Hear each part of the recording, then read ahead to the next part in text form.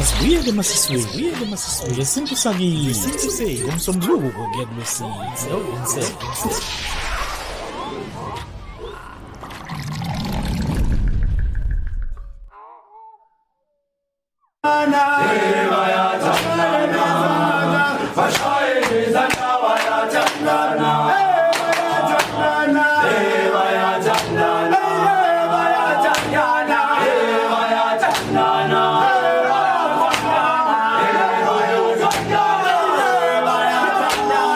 Abomndeni yilaba kanye uthi mawucela ukubalandule mhla uphumelela bese kuba yibona futhi abaphosa aqala inkundleni zokuxhumana yathi babengxenye emizamo yakho yempilo. Wobheka abozalo mzala. Bathi indoda ayikhali ikhalela ngaphakathi. Qekelani-ke mina njengoba ngithule ngaphakathi ngenzani. Kweminye imizi sewubona ngama-DSTV amaningi egcekeni ukuthi lo muzi uyayidinga inhlambuluko. Noma ngabe abuzalo mzala, noma ngabe uzalo uzalo, noma uzalo ukuzalana, noma uzalo uzalwa naye. Wobheka abozalo mzala. Abomndeni-ke bahlangene phezulu phansi bangamayebe. Banganqamula amazwi mebezongcwaba kodwa bayahluleka ukuthulisa amakhala usemva kwendlu. Wobheka abozalo mzala. Noma ngabe uzalo uzalo, noma uzalo ukuzalana, noma uzalo uzalwa naye, noma uzalo ukuzalayo. Wobheka abozalo mzala. Abomndeni-ke bayafana nehlathi. Yilabo uthi momgudu ubone ngathi bahlangene mawufika eduze uyabona ukuthi isihlahla nesihlahla sizimele sinempande yaso. Abomndeni yilaba kanye uthi mawucela ukubalandule mhla uphumelela bese kuba yibona futhi abakuphosa aqala inkundleni zokuxhumana yathi babengxenye emizamo yakho yempilo. Wobheka abozalo mzala. Abomndeni-ke yilabo uthi mawuhleka bahleke, hhayi ngoba behleka inkinga nje basuke bejatshuliswa ukuthi wena awuphumeleli. Yibo kanye futhi la benithi manihleke ebusuku kuma bakufisela okuhle emasulala bese bephehla amanzi amnyama okuhambeni bebeza igama lakho bethi soke sibone. Wobheka abozalo mzala. Noma ngabe uzalo uzalo, noma uzalo ukuzalana, noma uzalo uzalwa naye, noma uzalo ukuzalayo. Wobheka abozalo mzala. Abomndeni-ke labo uthi mawuvuka ekuseni bakubuza ukuthi unjani. Hhayi ngoba bebuza impilo basuke bebuza ukuthi wena uphunyuke kanjani kulolu khamba bebekugayela lona ebusuku. Wobheka abozalo mzala.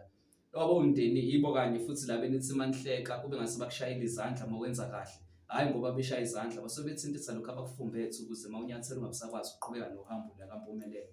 Nokungazwani-ke ekhaya kuyayenza inhlupheko ingapheli emndenini. Wobheka abozalo mzala. Kube seqhamuka lakho kumdala wathi mzukulu, idlozi libamukele ubuciko bakho ngakho thatha usiba lakho.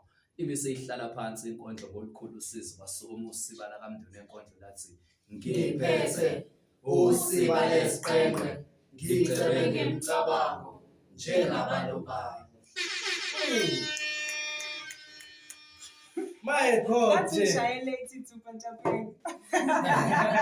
Ngithi ngumva kwezinye phela. Yashaya isikhombisa imizuzu khona la emsakazweni nakho iVoice FM ishayele lona ihora lesikhombisa. Ngizokuthi kancane bese uyazi. Yebo kuhlosha la endabeni. Njengamanje-ke mlaleli nje imizuzu umile nje kuphela ngaphambi kokuthi ushayele lona ihora lesikhombisa khona la emsakazweni nakho iVoice FM kumsombuluko ukuthi 22 zikaJulayi enyakeni ka-2024 kanti nje mlaleli ngeke ngakutshena ukuthi nje nesinawo la umndeni wenkondlo khona la emsakazweni iVoice FM ade ngikhuluma nawo la amantombazane amathathu intokazi la eyintathu eziphuma khona kuwo umndeni wenkondlo. Njengamanje-ke nje ngizokhuluma nomphathi wabo ngifuna ngitshele kahle ukuthi uzenzani ingane Uyidlisani? yini ingane zonke zithi role model yabo Nhlanhla imbongi yeqiniso sawubona-ke futhi nawe. Sanibona emsakazweni sibingelele nasemakhaya. Lo khulumayo Nhlanhla wakwaLithuli owaziwa nje ngeLanhlanhla imbongi yeqiniso. Ya sikubingelele sikwamukele nathi Nhlanhla. Nginokuzwa iy'ngane lokhu zithi nje umuntu ongifake ekubeni imbongi uNhlanhla imbongi yeqiniso. Wena nje ngokubona kwakho yini le oyenzayo eyenza ukuthi ingane i-attract-eke kangaka ukuthi isebenzisane nawe? Okokuqala engingakusho ukuthi ukuba umuntu wabantu ikona okuyimbangela kuyo yonke lento ngoba sike safihla lento ekuthiwa umona lezidlela nawona njengamaciko. Ngeke ngawuthatha ngawubeka eceleni ngangakusebenzisa ukuthi ngibhukhwephi ngaphefomaphi. So ngithe mangifoma i-organization umndeni wenkondlo ngase ngibalekela lento ukuthi makuthiwa ilindelane lokuthiwa Nhlanhla imbongi yeqiniso. so ngathi ngizoveza osonkondlo ngibakhombisa ukuthi naselindelani ukucika into ekhona. Yeah. So kuyinto nje eqhamuke kanjalo ngathatha umona ngawubeka eceleni ngasethi ngizosebenzela umphakathi nabantu abasha. Ngikuzwa kahle, wena-ke nje uthando lokuba usonkondlo luqale kanjani? Ubani lo owayekwenza ukuthi uzuthanda ukuba usonkondlo? Mina kuyinto nje engasho ukuthi inqale ngoye 2011 lapho sesikoleni. Nanokuthi ngithe mangifika e-high school bengiyibhala kuphela bengayihayi inkondlo. So nga-encourage-wa umedem wami wayengifundisa kwakuthiwa uMemia Emandla Nkosi khona elindelani. Yeah. So elokhu enokungithatha baphuma isikole athi angizisho phambi kwakhe ngagcini ngokuyibhala. So lento yalokhu ingena. Kuthe ngo-2016 ubaba mina bengibiza nje ngoNhlanhla Luthuli ngithi entuzuma kwaBheki. So ubaba wasethi ngoba inkondlo zakho mfana wami ziyalapha ziyakha. Akusebenzise leli igama ungalokhu uyibiza ngoNhlanhla manje uzothi nje imbongi yeqiniso ngoba ukhuluma ngezinto ezenzakalayo emhlabeni. Kushuthi ngasho nje ukuthi kahle le mbongi yeqiniso waliphiwa ubaba. Ngathiwa nje ubaba ongizalayo ongasekho kandela kwelamathola. Kwaze kwakuhle ngithi ngisazobuza ukuthi ekhaya bona akaze bekugxeke uma uthi nje wena kukho konke ufuna ukuba imbongi. Engingakusho noma kuzoba kuhlungu ukuthi kuzofika kanjani babomndeni angiyona inkinga ngoba vele abangithandayo bangithandela iqiniso abangizondayo bangisondela lona. Ekhaya i-support angaze ngiyithole. I-support ngize ngayithola nje kuma weyingane zami. So engingakusho ukuthi emndenini i-support into engaze ngiyithole. Kujwayelekile. Yonke into engiyenzayo umndeni wenkondlo mkhulu umngaka ufonywe ngo-2002 kwaku-March 8. So kuzobe namhlanje akekho mhlawumbe ukuthi mangenza something athi ngizohamba nawe noma ngizoba nawe. So i-support ekhaya into engaze ngayithola nje kusukela kwasekuqaleni. So futhi into enginankinga nayo ngoba bakhona abayibonayo lento engiyenzayo ukuthi yinhle ifanele izingane ezikhulayo emphakathini. Ngiyakuzwa mfethu kubuhlungu lokho kodwa-ke futhi akusinto ongathi ungayibalekela kujwayelekile ukuthi i-support ungayitholi ekhaya. Ekhaya i-support mfethu kungakuphathi kabi futhi i-support ekhaya uyithola uma usuphezulu bekhathi bethi hayi bo yazi ubani lento le kanti ngempela lento ayisho iyayizoba yiyo. Okwamanje cha ungayilindeli ngempela i-support ngiqhubeke nawo umbuzo-ke yami ukuthi na ngalesikhathi usungenileke kubeni imbongi iziphi mhlawumbe iy'nkinga obabhekana nazo nje mhlawumbe usungakubala-ke nezokuqasheka kanje. Inkinga engingabhekana nazo njengosonkondlo mina phinde ngibe imbongi amazondo engithola amazondo. Ngizondwa abantu engingabonanga abantu engakaze ngibangele lutho nabo. Kodwa futhi kakhulu ngizondwa abantu engabasiza abala bakhona through igama likaNhlanhla kodwa babuye futhi bazozonda mina. Yeah, so izona inkinga engingabhekana nazo la ifini nanokuthi i-support bengingayitholi. So konke esikwenzayo sifune iqhinga lokuthi iliphi iqhinga esingaqhamuka nalo mhlawumbe ukwenza umcimbi wokuthi njengoba nje size safika la ukuthi i-organization iya-register. So nakhona indlela ebesihlanganisela ngayo thina nabafowethu team yonke. So nje kwezokubhokhwa-ke siyabizwa noma kuyikona ukuthi ngokuthi ngisebenza ngey'ngane ey'ncane emphakathini bengakayijaha lento yemali. Because umuntu kathi Nhlanhla ngicela ungenzele u-1 no-2. Ikhona lento asuke eyibonile kumina kodwa agcine nazokutshela ukuthi anginayo imali. Yabo. So ngathi okay ngoba vele ngizosebenza ngabantu abasha nabantu abasha kulungile as long as iy'ngane zami ngizothi mangifikile nazo zingalambi ngizofika. Vele i-advertisement noma i-marketing iyadingeka njengoba sila emcikweni so ukuthi babonakale. Mase baziwa kuzoba lula ukuthi sikwazi ukutshela ukuthi no ukuthi ngesikwazi ukuthatha ngenxa ka1 no2 because uma usibiza usuke ulindeleni ukuthi lezi ngane igeza ngani zigqokane. So egcineni kuzofanele ukuthi sigcine sithi sidinga imali. Ngikuzwa kahle yazi Nhlabathi osekhaya vele ukuthi angithi ngiyakuzwa Nhlabathi. Ngiyakuzwa Nhlanhla-ke kunomlaleli osekhaya njengamanje noma umuntu omusha ofisa ukuba usonkondlo ungathini nje kuye?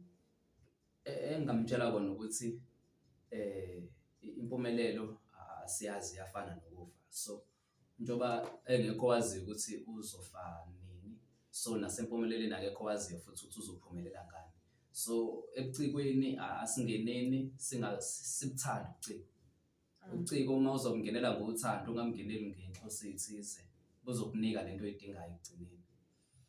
Ngiyakuzwa kakhulu khona mhlawumbe umsebenzi wakho osingawulindela noma nje ongasitshela ngawo noma uphekwawo noma usukhiphile.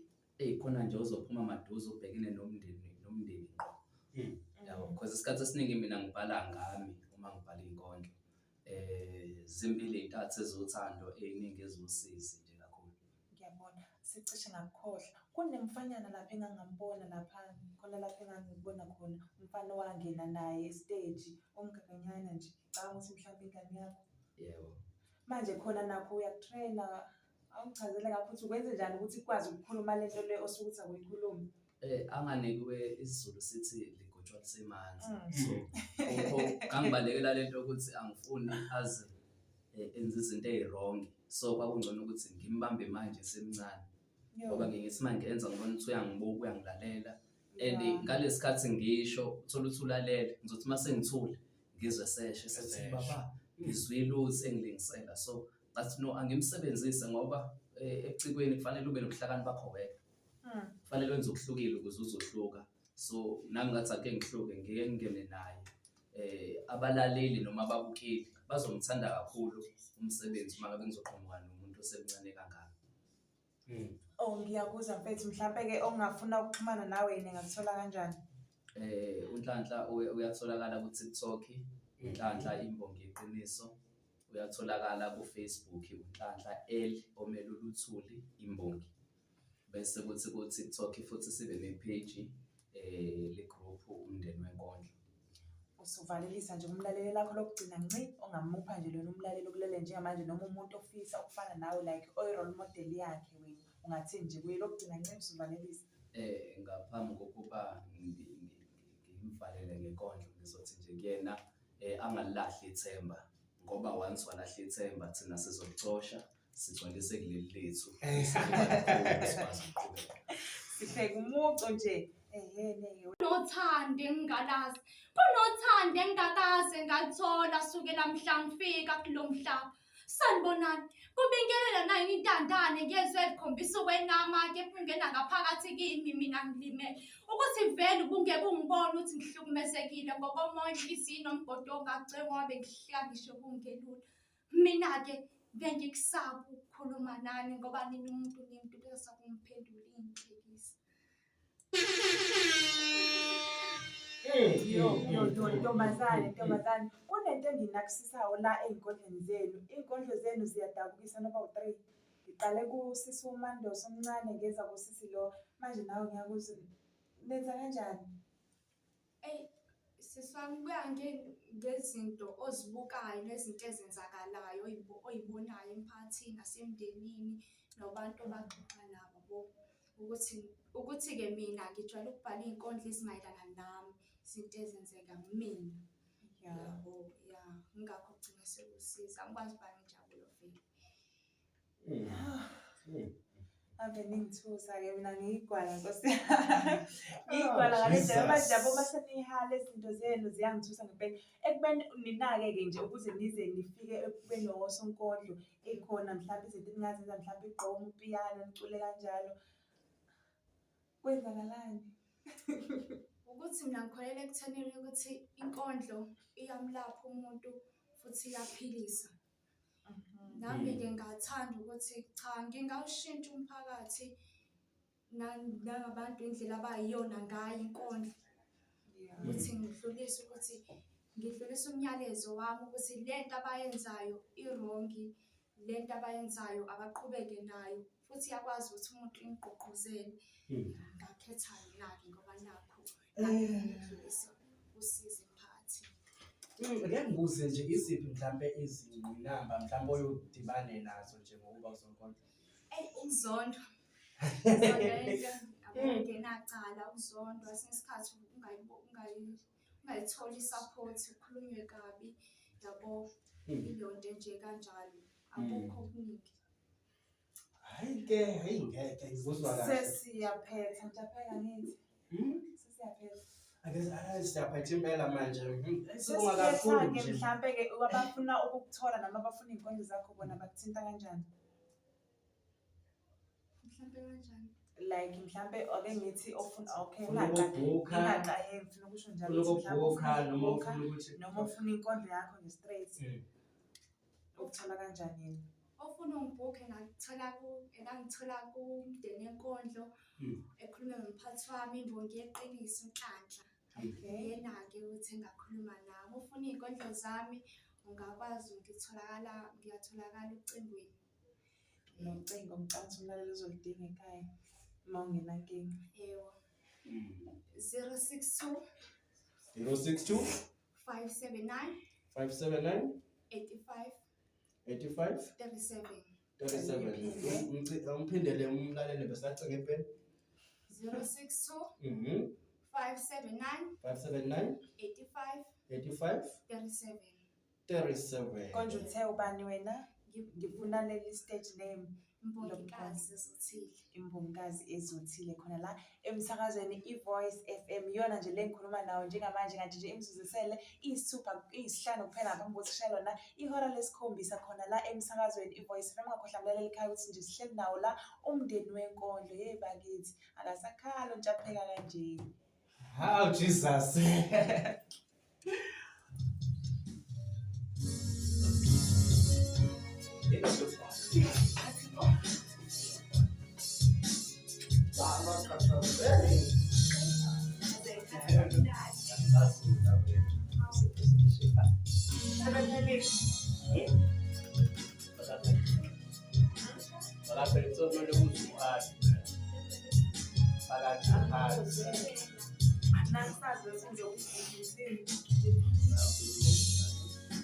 Uza yonke imibuzo. Uza ngamabhuku. Phela noma ingaqina-ke kamphathi. Yeah. Ibophe impela. Paper to wena. I'm waiting for you. Uhambile akavalelisanga. Uhambile akavalelisanga. Impela umthathe singalindele. Ukuhamba kwakho kunjengokushaya konyazi. Mana baba, sacela ukubuza wena lona bakubiza ukufa. Kungani usihlukumeze kangaka? Man, uyathanda yini ukusibona sikhihle sikanani? Ngibhonge emswanini ngayo lenkondlo engenkondlo kephe isililo. Bafowethu ikhonzile inhlabathi yasemalibeni. Mhlaba wena kanti unjani? Wena usithathaphi isibindi sokugunye nabangenacala ubathi osimhlabathi ngesifuba. Nawu bengazi ukuthi ekofulathele lo mhlaba. Ukuthi ubesanokubala inyembezi zakhe maseyibela phansi. Ubesanokucabanga ukuthi akasekho umuntu omthandayo nomkhathalelayo. Sengasho manje ukuthi lalo uphumule. Phela singabe saqile ezenzweni zakhe zakwamhlaba kepha simdedeleni ahambe. Phela useyophila emhlabeni obaba omkhulu bakhe ngoba kwakwamhlaba kumehlule. Uhambile akavalelisanga. Awu madoda, bhana kancane nje. Ngeke ngifake umbuzo owodwa nje ukuthi uma ukuthi ubhala iy'nkondlo zakho uyabheka mhlawumbe ukuthi isiphi isimo noma nje uyabhala nje okufikayo. Kwesinye isikhathi kuyadipenda ukuthi kusuke khona umuntu osengichazele isitori sakhe njengomuntu ohlukumezekile. So mina njengosonkondlo ngihlala phansi ngalenkondlo ukuze ngizodlulisa umyalezo kwabalandeli. Uma ngithi ngiyayilalelisisa kahle inkondlo yakho, umuzwa wayo unomuzwa wosizi. Sengize ngacishe ngathi ukukhala kancane wakho. Ngaphinde ngayibona ngathi indoda ayikhali, indoda ikhalela ngaphakathi. Kodwa umbuzo engeke ngiwubuze ngoba nosonkondlo ukuthi ngoba ngibona nje ukuthi ngishaya ithupha. Why osonkondlo manje ukuthi ibona abanomcimbi noma ibona abahayayo ukuthi ihlombe lingavumele ukuthi sivele kwa ihlombe yabo sivele kuthiwe nje ithupha kanjalo. Kwesinye isikhathi uyadisturbeka uma usemzini wenkondlo. So njengokuthi mina ngiyahaya uyakhuluma ngiyambuka ngizodidiseka lapho. Shothi uqonda ukuthi osonkondlo abantu abafuna i-attention.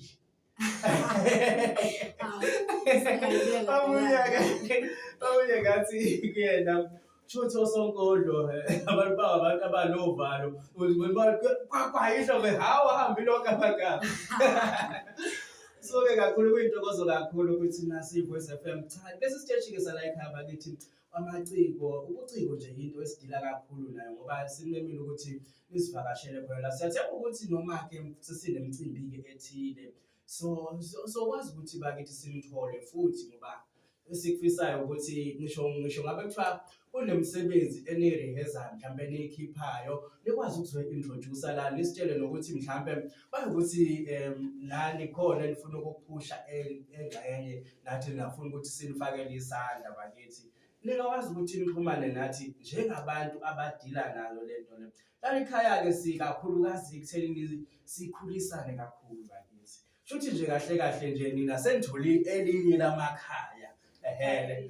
Ikhaya lenkondlo nekhaya leVoice FM. Yabona nje yabona lento imnandi kanjalo. Angithi phela siyasisho sithi iVoice FM yakho nawe kusho ukuthi kahle eyethu sonke. Yeah, Iphimbo FM.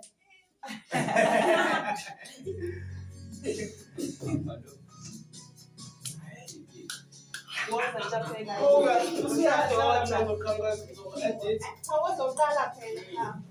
Phela uhlelo lakho lolu. Sile wena. Njengamanje ubani kanje lo? Njengamanje ngizokhuluma naye la athanda msomo naye uyimbongi ngaphandle kwawo umndeni wenkondlo khona emsakazweni iVoice FM athanda ngibingelele. Sawona. Ngibingelele nje nomlaleli ekhaya kulalele njengamanje.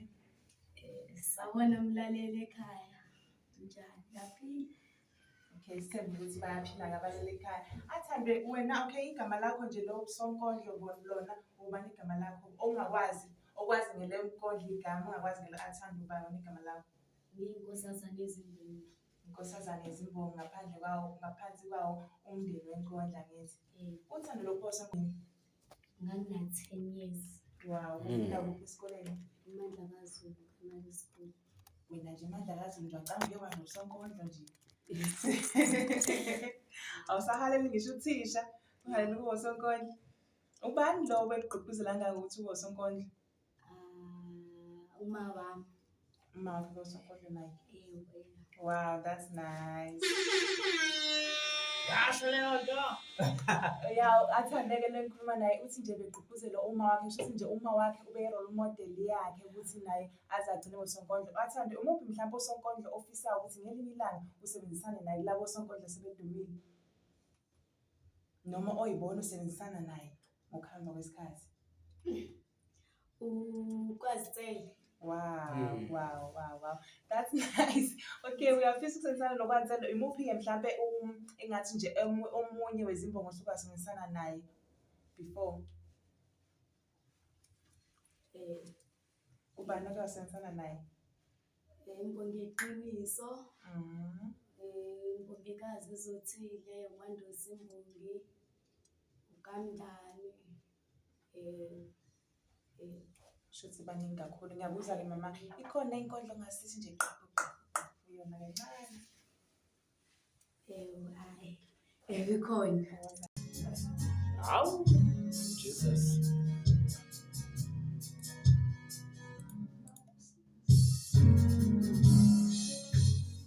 Alright, mlalelo Voice FM. Amadoda imzuzu yakho siyamashu 26 siyakulo. Ihora lesikhombisa kuntambama amadoda ebusuku sengihleli kahle ke manje sengihleli yabona nje ngathi nami sengomunye nje ngoSonkondlo. Sifamukela kuyona iVoice FM. Khuleka nje relaxa. iVoice FM lesilethe intokozo. Sakwamukela kwiVoice FM ngicela ubengelela umlaleli ekhaya.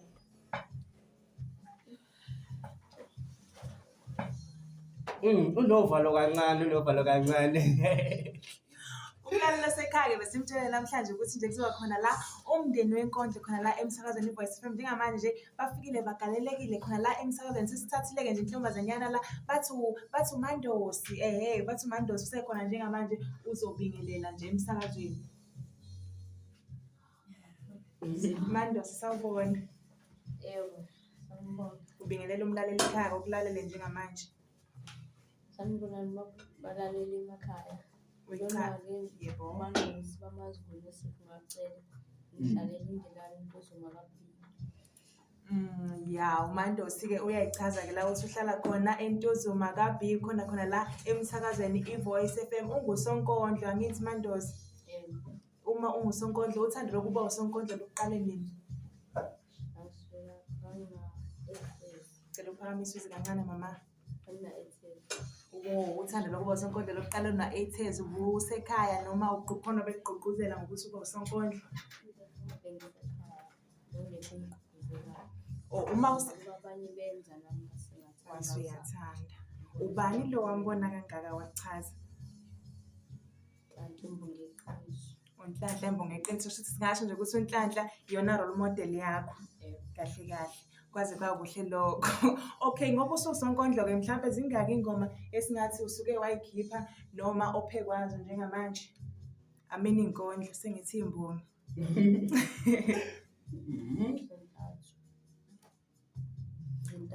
Okay, ukuthi usekhipha